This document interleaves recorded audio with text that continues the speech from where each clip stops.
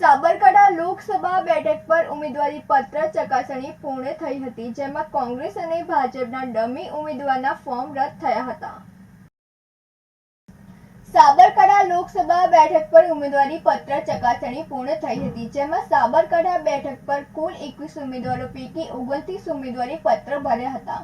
જો કે 21 ઉમેદવારો પૈકી કોંગ્રેસ અને ભાજપના ડમી ઉમેદવારો સહિત એક અપક્ષ ઉમેદવારનું ઉમેદવારી પત્ર રદ થયા હતા અને 21 ઉમેદવારો પૈકી 18 ઉમેદવારોના ઉમેદવારી પત્ર માન્ય રહ્યા હતા, જેમાં કોંગ્રેસના ડમી ઉમેદવાર રાજેન્દ્રસિંહ કુંપાવતનું ઉમેદવારી પત્ર અને ભાજપના ડમી ઉમેદવાર કૌશલ્યા કુંવરબાનું ઉમેદવારી પત્ર રદ થયું હતું તથા એક અપક્ષ ઉમેદવાર નરેન્દ્રસિંહ પરમારનું ઉમેદવારી પત્ર પણ રદ થયું હતું.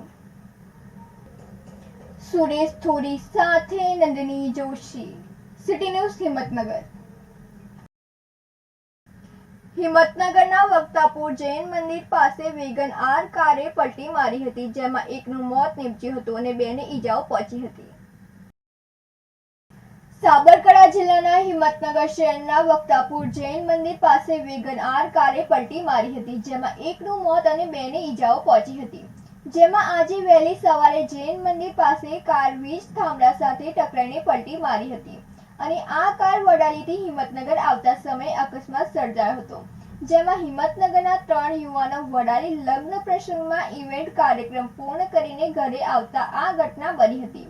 ત્યારબાદ ફાયર વિભાગને જાણ કરતા સ્થળ પર પહોંચી કાર કાપી મૃતક યુવાન સહિત 3ને બહાર કાઢ્યા હતા અને ઈજાગ્રસ્ત 2 યુવાનોને હિંમતનગર સિવિલમાં સારવાર અર્થે ખસેડાયા હતા અને હિંમતનગર સિવિલમાં મૃતક યુવાન મયંક નાઈનો મૃતદેહને પીએમ માટે ખસેડાયો હતો, જેમાં હિંમતનગર ગ્રામ્ય પોલીસને જાણ થતા સ્થળ પર પહોંચી આગળની કાર્યવાહી હાથ ધરી હતી. સુરેશ થોરી સાથે નંદિની જોશી, સિટી ન્યૂઝ, હિંમતનગર. તારીખ 20/4/2024ના રોજ સાબરકાંઠા લેઉવા પાટીદાર સમાજને મળેલી કારોબારી મીટિંગમાં સમાજના નવા પ્રમુખ તરીકે બલોચપુર કંપાના પટેલ મહેન્દ્રકુમાર કૌદરભાઈની નિમણૂક કરવામાં આવેલ છે. હિંમતનગર ખાતે જનરલ ઓબ્ઝર્વર રાજેન્દ્રકુમાર કટારાની અધ્યક્ષતામાં નોડલ અધિકારીઓ સાથે બેઠક યોજાઈ હતી.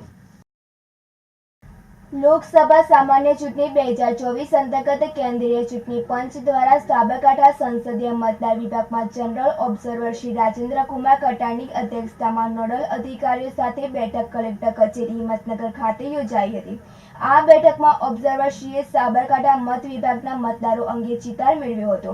જિલ્લાના મતદાન મથકો સહિત જિલ્લાના 1279 પોલિંગ સ્ટેશન ઉપર પ્રાથમિક સુવિધાઓ ઉપલબ્ધ કરાય તેના પર ભાર મૂક્યો હતો.